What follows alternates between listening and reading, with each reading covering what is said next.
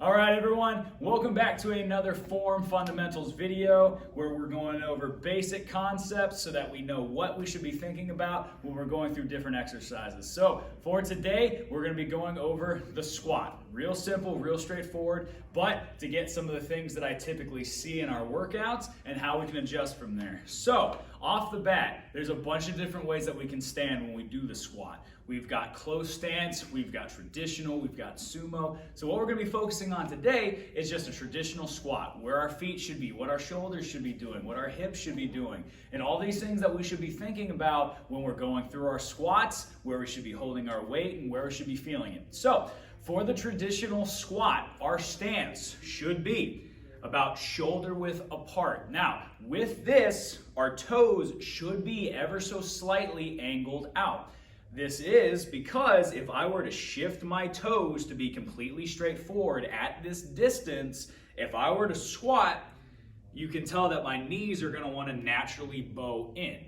So we want to avoid that. If we were doing a close stance squat, obviously my knees will track forward with my toes, but this is a different type of squat. For traditional squat, when we're wider out, our toes should be ever so slightly angled so that when I squat, my knees stay straight and track out with my toes and they don't bow in.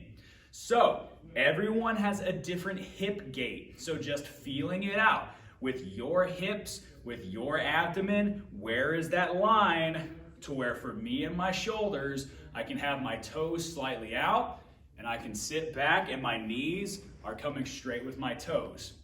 Now, moving up from there, our hips, another thing that I see quite often is this, going to squat and just coming down here, where my knees are superseding past my toes, and it's more of just, I'm dropping down. We want to avoid this. So, when we squat, we want to make sure that I'm pushing my hips back like there's a seat behind me. So less of just coming here where my knees are pushing out and more of pushing my hips back like there's something I'm trying to sit on.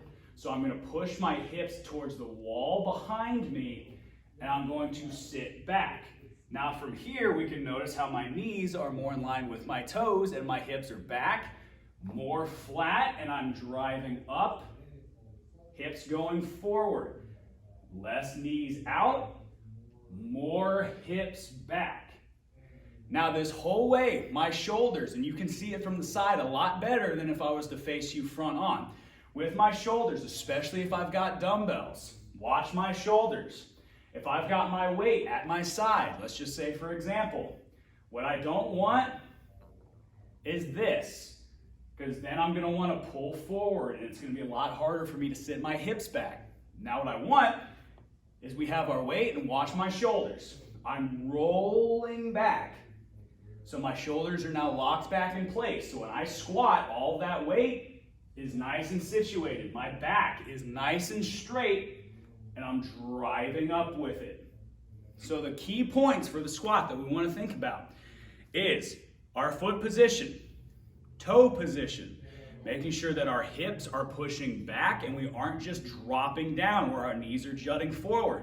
Having our shoulders rolled back so we're nice and level in our back, pretending like there's something behind us that we're going down to sit on, and putting all these factors together so we have the best squat, the safest squat, and the most optimal form so that when we start pushing heavier and heavier weight, everything goes smoothly. So thank you so much for watching, everybody, and I'll see you in the next one.